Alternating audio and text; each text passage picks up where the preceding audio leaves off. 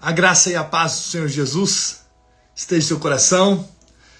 Que alegria estarmos aqui juntos para ouvirmos a palavra de Deus, a palavra que nos inspira, que nos enche de fé, que nos alimenta espiritualmente.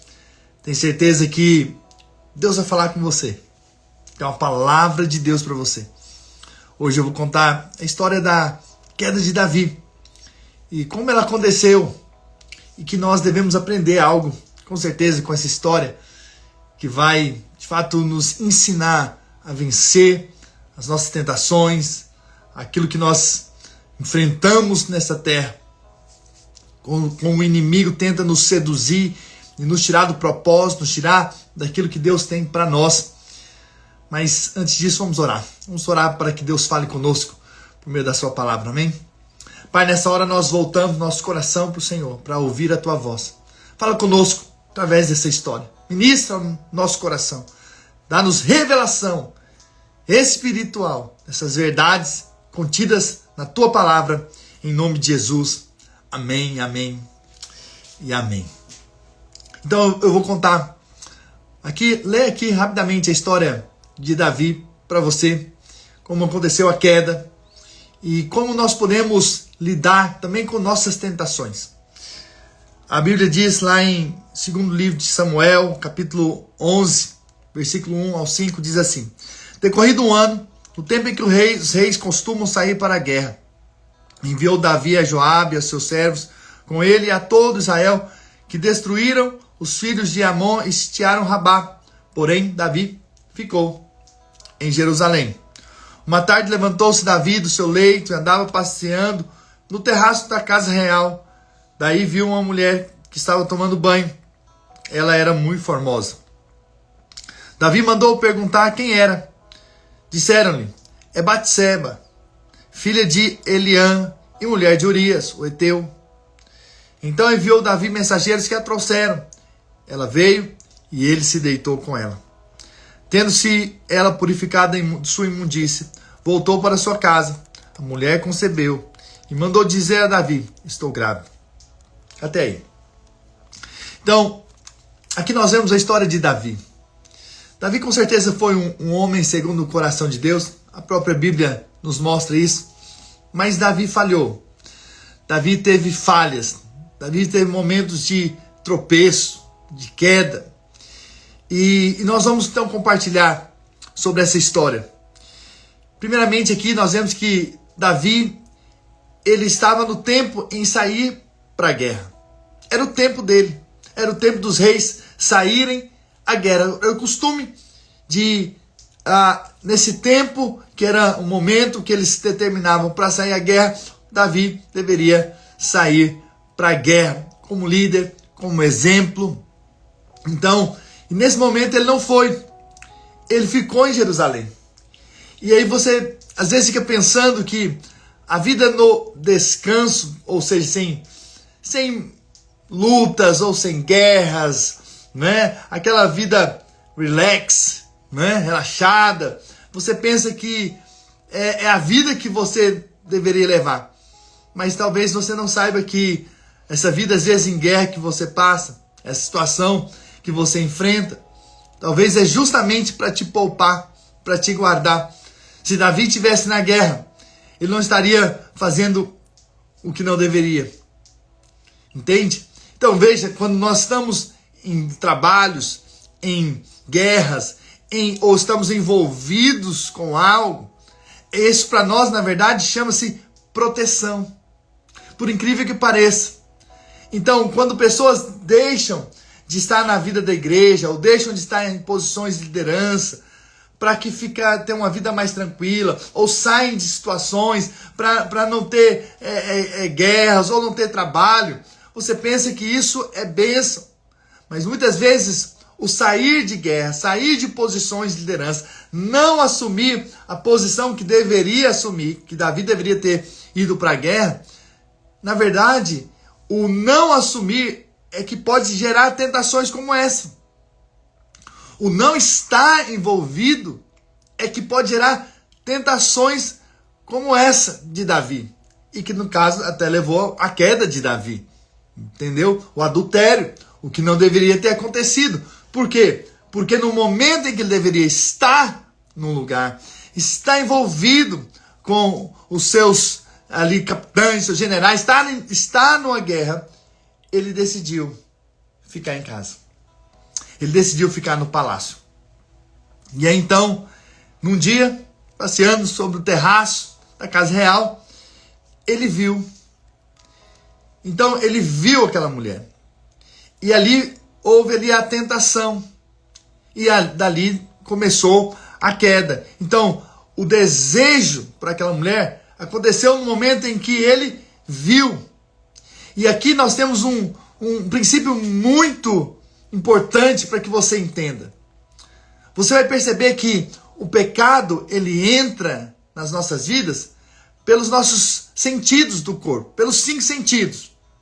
Eu posso dizer pelo olfato, pelo paladar, pelo tato, pela visão e pela audição. Posso dizer que a visão e a audição são os piores deles. Ou seja, é o que, na verdade, o diabo sempre está usando como estratégia para levar-nos ao pecado. Então, aquilo que nós vemos e aquilo que nós ouvimos, ou aquilo que nós tocamos.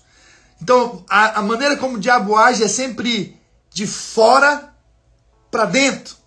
Então, o alvo do diabo é ir até um órgão da sua alma, que é a sua vontade, e fazê-lo com que você tome uma decisão de ir até o pecado. Então, o diabo começa de fora para dentro. Mas a ação de Deus sempre é de dentro para fora. Por isso nós somos cheios do Espírito Santo e então nós vencemos.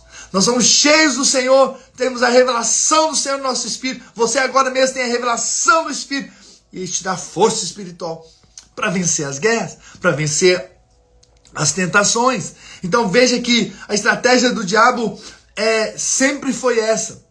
Sempre tentar levar o homem a cair. Por meio do quê? Por meio dos sentidos. Então você vê que lá no Éden, quando o homem viu, quando o diabo viu o homem e a mulher ali, e que era a imagem e semelhança de Deus, ele então quis destruí-los. E então ele chega, Satanás chega, então, e diz, né, lá em Gênesis capítulo 3, versículo 1, diz: mas a serpente, mais sagaz que todos os animais selváticos, que o Senhor Deus tinha feito, disse à mulher, olha só, ele disse à mulher, é assim que Deus disse, não comereis de toda árvore do jardim. Então, aí olha só, então primeiramente, a mulher ouviu a voz da serpente. Depois, mais uma vez, a gente percebe que Satanás, pela serpente, também diz. E aí nós vemos o versículo 6. Vendo a mulher que a árvore era boa para se comer, agradável aos olhos, e a árvore desejada para dar entendimento, tomou do fruto e comeu, e deu também ao seu marido, e ele comeu. Ou seja, ela ouviu e ela viu. E isso gerou algo dentro. Então, por isso que Jesus, ele disse, se teu olho direito te faz pecar, arranca. Se tua mão direita te faz pecar, arranca. E aí você vê um monte de crente sem um olho, sem uma mão. Aí você sabe que ele estava sendo radical, não é verdade? Como a Bíblia diz. Mas na verdade não está falando em literalmente fazer mutilação, tirar o olho, tirar a mão. O que a Bíblia está dizendo é que a sua radicalidade, a sua postura deve ser tão radical como essa. Como se fosse arrancar o olho, como se fosse arrancar a mão. Para quê? Para que não você chegasse realmente ao pecado. Não é? Esse é o alvo de Deus. Mas para isso, com certeza, precisamos ter uma vida para o Senhor. E a revelação de que nele nós podemos. Nele nós somos livres de toda a tentação. Então, cuidado com o que você ouve. Cuidado. Tem muitas pessoas que lançam palavras e nós podemos cair nessas tentações. Quantas brigas começam, quantas discussões começam porque nós damos ouvidos aquilo que nós não deveríamos ouvir. Nós não cortamos rapidamente. Nós damos ouvidos a pessoas que falam mal de outros. Nós damos ouvidos a críticas. Nós damos ouvidos às circunstâncias da vida. E nós permitimos isso entrar. E às vezes nós damos ouvido simplesmente naquilo que nós também é agradável a nós. E não ouvidos ao que a palavra de Deus diz. Louva a Deus por você aqui hoje. Porque você está disposto a ouvir o que Deus disse. Está disposto a ouvir o que a palavra de Deus ensina. Mas a tentação vem quando nós ouvimos aquilo que nós não deveríamos. Ou o que nós permitimos. Então, qual o problema da fofoca? É que você ouve o que não deveria ouvir. E aquele ali vai contaminando seu coração. Até que você também começa a falar mal de outros. Até que você começa a criticar outros. Até que você começa a desconfiar das motivações da sua liderança. Tudo porque você deu ouvidos a quem você não deveria ter ouvido. E o diabo usa pessoas talvez próximas de você para falar o que não deveria. Você sabe quando aqueles espias disseram que os gigantes eram grandes demais e que eles eram como gafanhotos aos olhos dos gigantes, e os gigantes os via como gafanhoto, todo Israel foi contaminado por aquilo que ouviu. Então cuidado com o que você ouve. Cuidado com quem você está dando ouvidos. Porque essas pessoas podem estar te levando a tentações, a se rebelar contra a liderança, a falar mal de outros. Tudo porque você ouviu. E a tentação vem, e daqui a pouco a queda. Mas também cuidado com o que você vê. Porque o que você vê também gera desejos e pode te levar também a pecado. Não é por acaso que hoje é tão explícito a pornografia. Não é por acaso. Você acha que é do nada? Você acha que porque o diabo influencia tantos e tantos e tantos a uma indústria da pornografia? Porque ele sabe que começa pelo que vê. Ele sabe que o pecado entra quando vemos. E na verdade há uma força e que do mal, com certeza, que desperta o instinto humano e que leva homens e mulheres a tomarem decisões erradas. E aí a cometer adultério, a se divorciarem. E aí tantos males que vêm, porque apenas permitimos que víssemos. Então você vê que Davi, ele viu uma cena que não deveria ter visto. E aquilo ali trouxe consequências, trouxe um mal tão grande. E na próxima live, eu vou falar sobre o que aconteceu depois da queda. A atitude de Davi depois da queda. Porque as coisas só pioraram. Entende? Então veja, quando você permite ver coisas que não deveriam, cenas que não deveriam, isso traz um mal muito grande. Por isso que nós devemos realmente viver uma vida cheia do Espírito Santo, cheia da graça de Deus, cheia da sabedoria do Senhor e sermos radicais contra aquilo que nos leva ao pecado, nos leva à queda, nos leva ao tropeço, em nome do Senhor Jesus. E talvez você fique me ouvindo e pense, mas eu não faço isso, eu não aquilo. E você sabe, cuidado para achar que você é bom demais e que você é forte demais. A Bíblia diz lá em 1 Coríntios capítulo 10, versículo 12: aquele, pois, que pensa estar em pé, veja que não caia. Então, não pense de você além do que convém. Todos nós podemos falhar. Todos nós podemos errar. Não há um bom sequer, diz a palavra de Deus. Então, que nós possamos ter sempre um coração vigilante para sermos livres. E se estamos de pé hoje, que Deus nos livre e guarde da queda. E quando alguém falhar do seu lado, você vê aí, que hoje é normal, se expõe aí na internet tudo que acontece, você não olhe com aquele olhar arrogante, achando que você é bom demais. Olhe como aquela pessoa fez aquilo, como aquela pessoa caiu, como se você fosse alguma coisa em si mesmo. Não é, ninguém é. Nós não somos. Deus é que nos dá a graça de permanecermos de pé. Então veja para que não caia. E aí versículo 13 diz: não vos sobreveio a tentação que não fosse humana, mas Deus é fiel e não permitirá que sejais tentados além das vossas forças. Então tem um Deus que é fiel, que cuida de nós e que nos ajuda a vencer as tentações. Pelo contrário, juntamente com a tentação, vos proverá livramento, de sorte que a possais suportar. Aleluia! Eu quero encerrar com isso, dizendo isso. Há uma provisão. A provisão é Cristo. Não confie em você mesmo. Não, eu posso olhar e eu não vou cair. Eu posso ver tais cenas e eu consigo separar as coisas. Não, não. Não seja assim. Não seja tolo. Confie no Senhor. Sempre, sempre, sempre. Dependa do Senhor. Deus vai te dar livramento de todas as suas tentações. Em nome do Senhor Jesus. Se você crer, diga amém. Deixa eu orar por você. Pai, nessa hora eu quero orar por mim e pelos meus irmãos.